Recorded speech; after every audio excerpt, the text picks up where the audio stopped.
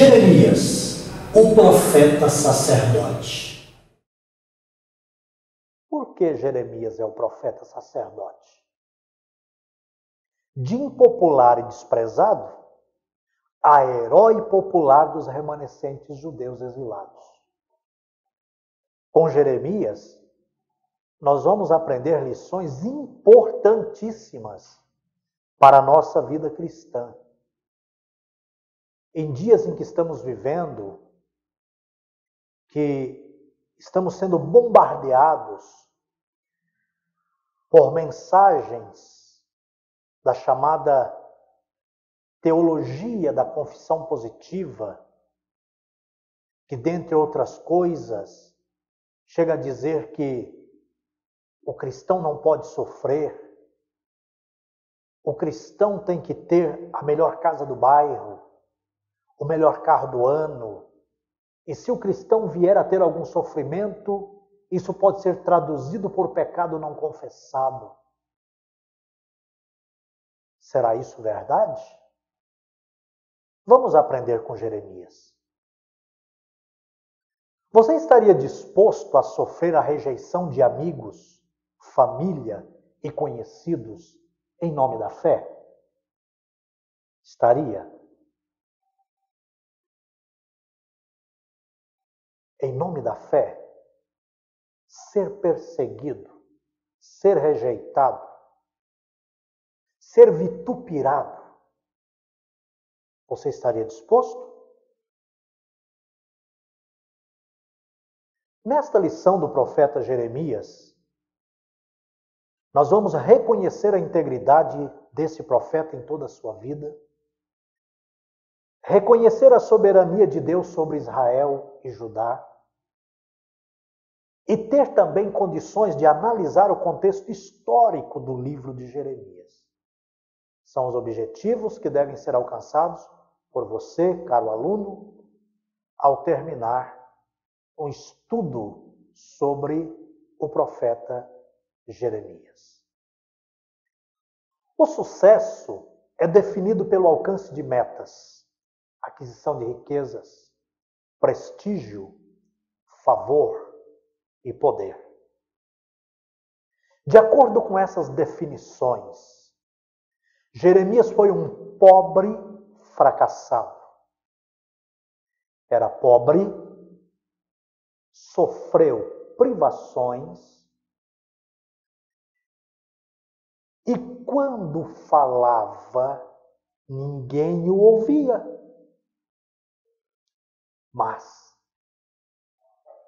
aos olhos de Deus, Jeremias foi uma das pessoas mais bem-sucedidas da história. Preste atenção nisso. Apesar dos pesares, Jeremias foi o homem mais bem-sucedido da história. Não aos olhos dos homens, não aos olhos dos proponentes da confissão positiva, não aos olhos dos pregadores de rosas sem espinhos na fé cristã. Mas aos olhos de Deus, esse homem pobre, esse homem que, ao falar, ninguém atentava para suas palavras, aos olhos do Altíssimo, que é soberano, que vê todas as coisas, ele foi o homem de todas as pessoas mais bem-sucedido. Pense nisso. Quem foi Jeremias? Jeremias nasceu no ano 647 a.C., aproximadamente essa época, na cidade de Anatote, pois o texto diz isso. Anatote era uma cidade sacerdotal e ela ficava a 5 quilômetros distante a nordeste de Jerusalém, longe de Jerusalém para as bandas do nordeste daquela cidade, a 5 quilômetros. Ele era filho de Ilquias, que provavelmente foi o sumo sacerdote por ocasião da reforma do piedoso rei Josias. Ilquias foi também o bisavô de Esdras. É só você conferir em Êxodo capítulo 7, versículo 1. Jeremias tinha em torno de 20 anos de idade, aproximadamente 20 anos, quando ocorreu o seu chamado ao ministério profético. Parece que foi uma exceção à parte, já que é um profeta sacerdotal, e geralmente a idade ao ministério de sacerdote tinha que ser a partir dos 30 anos. No caso de Ezequiel, nós vamos ver isso mais tarde. E agora nós temos um Jeremias com aproximadamente 20 anos, muito jovem, sendo chamado por Deus ao ministério. Isso quer dizer também que Deus não tem uma tabelinha X. Ele só pode ser isso quando completar tal idade. Ele pode usar o ancião de idade elevada, pode usar um homem na meia-idade, um jovem, um adolescente e uma criança. Desde que tudo seja para a edificação da sua igreja, do seu povo, isso é levado em consideração. Porém, apesar de ter sido chamado aproximadamente com 20 anos de idade, ele foi constituído pelo Senhor como profeta antes do seu nascimento. Se você observar isso, Jeremias capítulo 1, versículos 2 e 5, inclusive gostaria de proceder essa leitura. Abra também a sua Bíblia, e eu tenho certeza que você está estudando, está ouvindo, está me ouvindo com sua Bíblia aberta, e também estudando ao mesmo tempo, capítulo 1, versículo 2 de Jeremias, que diz o seguinte: a palavra do Senhor veio a ele no 13º ano do reinado de Josias, filho de Amon, rei de Judá. E o versículo 5 diz: antes de formá-lo no ventre eu o escolhi, antes de você nascer eu o separei e o designei para profeta às nações. Escolhido desde o ventre. Paulo também é um outro caso. Fora ele, segundo ele, escolhido desde o ventre de sua mãe. Isso fala da presciência de Deus, da sua soberania. Por proibição do Senhor, este homem, chamado Jeremias, não se casou. Tal proibição se deu como sinal ao povo da próxima destruição de Jerusalém. É o que aparece em Jeremias 16, versículos 2 e seguintes. O período do ministério de Jeremias. Jeremias ministrou em Jerusalém aproximadamente 40 anos. Entre 627 a 586 a.C. e no Egito durante 5 anos. Conforme o capítulo 43 e 44. Então, os capítulos 43 e 44 do livro de Jeremias. Ele foi o conselheiro de 5 reis e um governador de Judá, bem como os rebeldes judeus remanescentes que fugiram para o Egito. Ele foi até conselheiro dessa gente rebelde que, fugindo para o Egito, o capturou e o levou também forçosamente para o Egito, e lá, durante 5 anos, ele ministrou. Bom, vimos aí o período do ministério deste homem. Deste homem que, além de privado de seus bens materiais e da sua comodidade, foi privado também até de um próprio casamento. E quando chegou a casar, isto foi tido como um ato simbólico para demonstrar a rebelde Israel, ou Judá, que também, assim como Gomer, sua esposa, fora infiel a ele, Israel também era infiel ao seu Senhor, a Yahvé. A profecia de Jeremias projeta-se sobre o seu autor, cujo nome significa o Senhor designa ou estabelece, ou Yahvé estabelece. A autoria de Jeremias é fato provado tanto internamente quanto externamente. O livro tem numerosas referências biográficas e autobiográficas de Jeremias como autor e Baruque como escrivão ou secretário. O nome de Jeremias é repetido 116 vezes, e Baruque 20 vezes.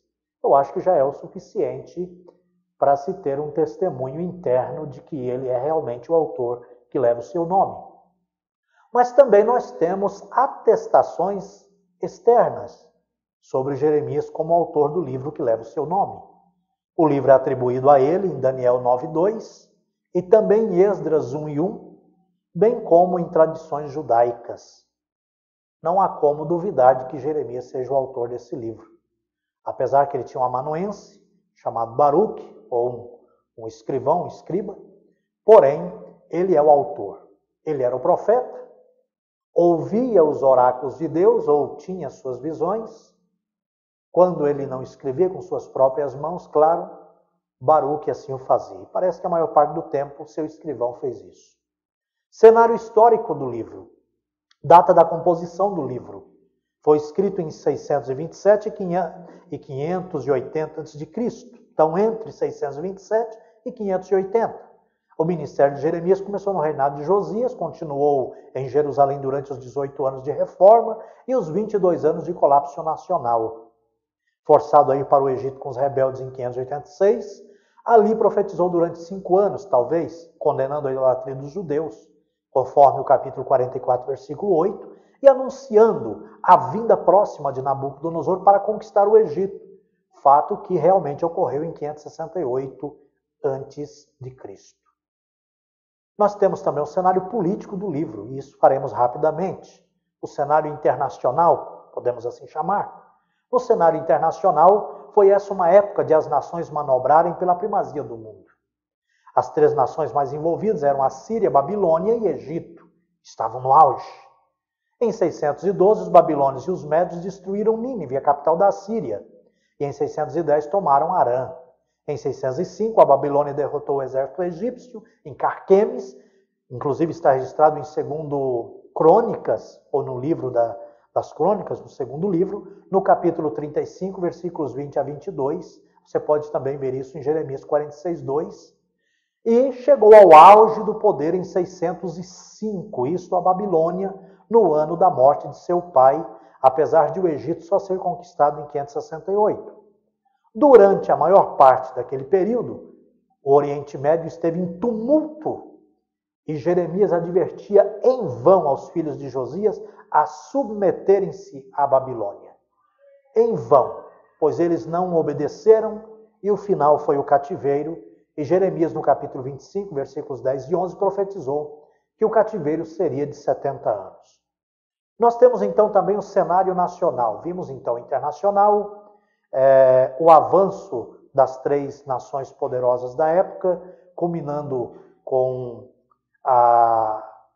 o advento da Babilônia, a derrota do Egito em Carquemes e depois também a levada dos judeus do sul para o cativeiro. No cenário nacional, o período da profecia de Jeremias foi um dos mais tenebrosos da história judaica, pois os pecados dos antepassados, e esse pecado era principalmente a idolatria, foram punidos com julgamento divino. Esse julgamento consistiu em 4 tragédias nacionais em Israel. A primeira delas, em 609, Josias foi morto em Megido, quando tentava impedir que Faraó Neco auxiliasse a Síria na batalha com a Babilônia. Em segundo lugar, em 606, a segunda derrota como julgamento divino, nós temos Nabucodonosor, que libertou Jerusalém do poder dos egípcios, ou do Egito, passando a ser o seu controlador. E em terceiro lugar, em 597, Nabucodonosor teve de mandar seu exército a Jerusalém, a fim de sufocar uma rebelião que estava acontecendo em Judá, e seu alinhamento de novo com o Egito. Isso por 2 vezes. Inclusive, Jeremias registra isso no capítulo 36, versículo 30, e em 2 de Reis, ou 2 de Reis, capítulo 24, versículos 11 a 16. Em quarto lugar, em 586, Jerusalém e o templo foram destruídos por Nabucodonosor, depois de outra rebelião e um cerco de 2 anos à cidade. 4 punições como juízos divinos, por causa da idolatria. Deus não passa pano quente sobre o pecado. Deus não faz mesa redonda para mitigar o pecado. Deus trata do pecado de forma direta. Ama o pecador, porém aborrece ao pecado. Por isso que o pecador sem Deus é inimigo de Deus e está sob o juízo de Deus. Se você que está me ouvindo ainda não fez uma decisão por Cristo, é bom fazer logo, agora, nesse instante, porque és inimigo declarado de Deus e está sob os juízos de Deus. Mas ainda bem que Deus é infinito em misericórdia e deixou-nos uma outra via, a via de acesso a Ele, Cristo. E é sobre isso que vamos falar agora, a cristologia em Jeremias. Jeremias também fala do Messias? Sim, como fala. Este livro é menos messiânico, claro, comparando a Isaías, que já estudamos, e até considerado o quinto evangelho, ou profeta messiânico, esse é bem menos messiânico que Isaías. E inclusive também, dentre os profetas maiores, ele ainda é o menos messiânico. Somente 2 textos falam diretamente do Messias, mas se 2 textos são suficientes para termos uma boa cristologia nesse livro. Está no capítulo 23, versículos 5 e 6, e no capítulo 33, versículos 14 a 17. Ambos referem-se ao Messias como o renovo justo, que reinará no trono de Davi e executará julgamento e justiça no mundo. Ambos enfatizam a justiça de seu povo e de seu reino, num contraste perfeito com o povo e os líderes a quem Jeremias ministrava. No capítulo 23 está escrito que seu nome será O Senhor é a nossa justiça. E no capítulo 33, que Jerusalém será chamada O Senhor é a nossa justiça. Isto é, sua justiça será a justiça do povo. Que coisa maravilhosa! Nós não podemos olvidar da misericórdia de Deus. Mesmo quando Ele chama o seu povo a um acerto de contas, o seu amor, a sua graça, a sua misericórdia estão em evidências. Quando há reconhecimento do pecado e abandono do pecado, as mãos do Senhor estão estendidas para usar de misericórdia para com o pecador. Assim ficamos com Isaías e Jeremias. Deus o abençoe.